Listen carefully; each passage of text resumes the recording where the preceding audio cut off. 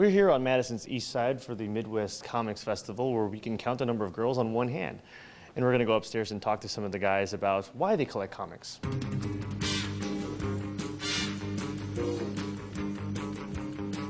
Why do people collect, do you think? What is the pull of comics, you think? Well, the main pull is people like reading them. The storylines are good, it's escapism. Who are you escaping?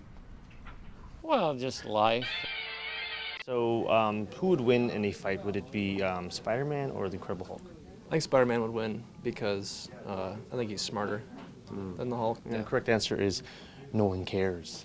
I remember I looked at a story and this, what is it, Thorn. Do you think these are the perfect places to find, meet women? I would assume not.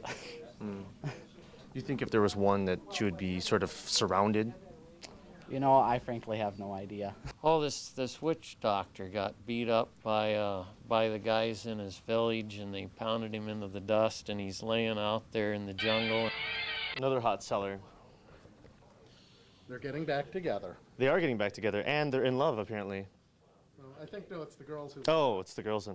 Never mind, it's not as interesting anymore. A Nornstone lands next to him. He picks it up. It gives him superpowers. Well, what's he do? He goes and kicks the shit out of all the villagers.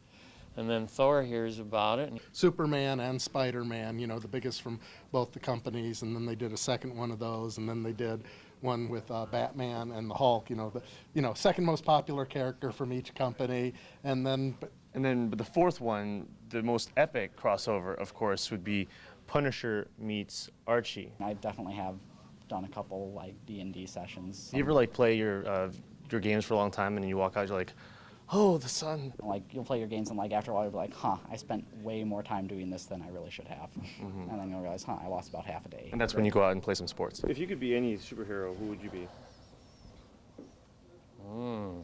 Well, Thor would be a good one. Nobody ever beat him up.